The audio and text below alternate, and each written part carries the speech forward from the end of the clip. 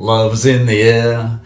G'day. It's Grant Hawkins here from Coach for Growth, and today's theme is why is love important to business success? Well, the payoff is big because it leads to more consistent profits, it leads to a happier environment for yourself and your staff, and it leads to more time off.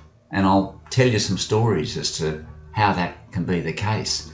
The key is you've got to be genuine. You can't do something that's not you with a strategy like this. It's not a strategy, it's a way of life.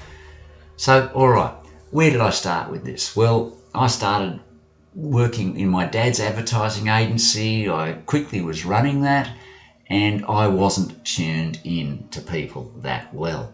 I was good at getting clients in the door, but I was not good at keeping them. And the staff, same story. Good at getting staff, but there wasn't something really working between us, and you could tell the vibe wasn't quite right. And what happened? Inconsistent profitability.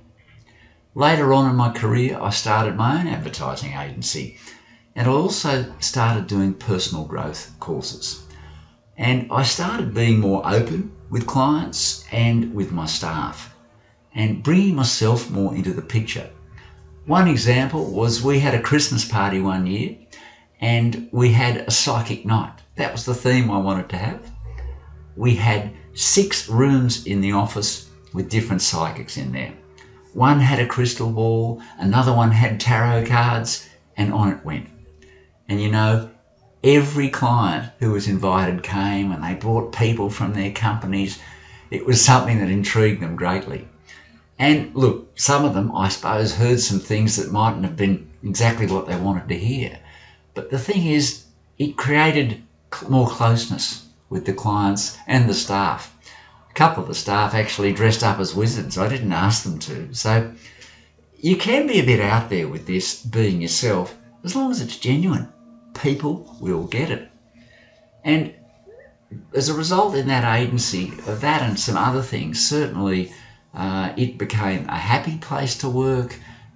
We had consistent profitability. We kept our clients, and the staff also stayed. I sold that business and moved to the Byron area, and later on started Byron Bay Accom. Now by that stage, I started straight off with a rule to myself: we treat people fairly. So I would often ask, what's fair in a situation before doing anything about it? And I'd ask them, what do you think's fair? And it's an interesting question, because when you put it that way to people, particularly the ones who've been around a bit longer, and you say, talk amongst yourselves and tell me what you think we should do about this situation, it's putting power into those people to come up with solutions. And people love responsibility. Another thing I enjoyed doing there was, of course, supporting staff when I could. I remember we were looking for a salesperson, just inbound sales, and an 18-year-old girl came in and applied for the job. And my business partner at the time and some others had some doubts about her, but I didn't, I must say. After speaking with her for a few minutes, I thought, well, this girl's got a lot of presence. She's very bright. She's keen to learn. She didn't have experience. And I managed to persuade my partner, look, she's got the right attitude, let's train her. A year later, she was the senior property manager, and she had responsibility for 150 property clients. And one day, the toughest property client, who used to ring up and complain and give us curry, was on the phone, and she said, oh, you take the call, you take the call.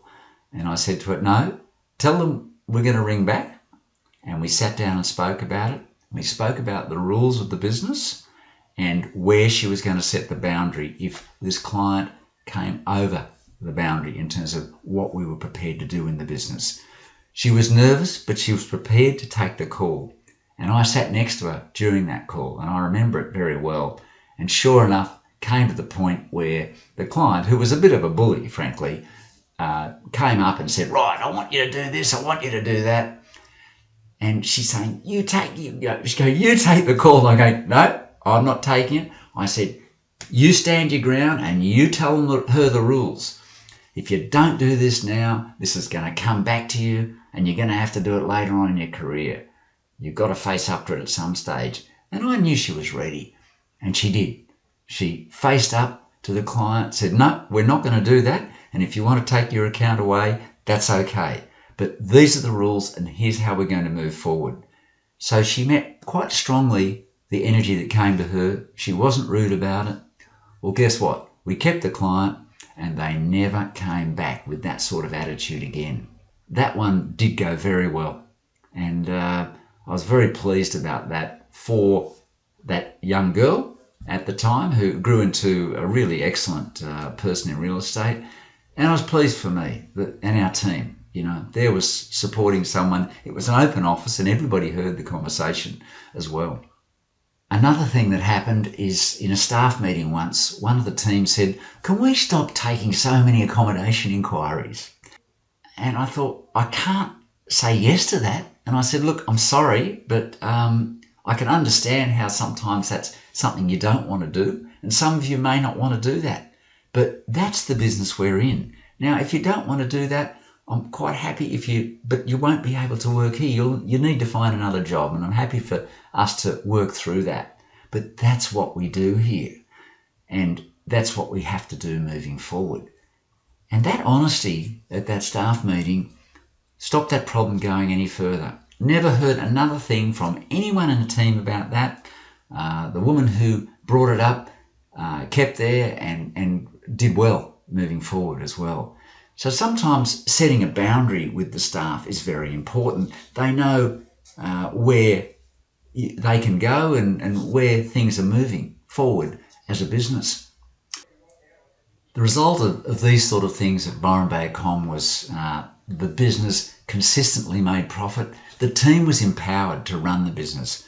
I even moved to Bali for 3 years while that business was run and came back every 4 months or so. So they were really empowered to do it, and they enjoyed doing it.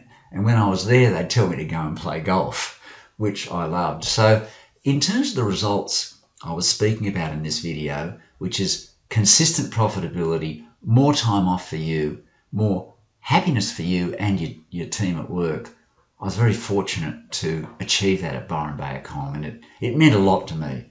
That means a lot to me in terms of my life and how I am with people. And I was very pleased about that result. So if you're looking for a result like that and you want a hand, happy to have a strategy call to do that. So here's a summary of some of the points we discussed. Be real about who you are and take some risks about that. I would encourage that. What is fair rule? Think about that. The what is fair rule helps you move the emotion out of a situation, and you can ask that and maybe think about it in the next day. Give yourself some time. Empower the staff. Get them involved in helping set the standard of the business. And honesty with the staff in meetings. Even if the business isn't going so well, I would sometimes tell them that and say, this is the profit we made in the last 3 months, or we didn't make any profit, and these are the things that are happening. So there's some ideas for you in moving forward with love in your business.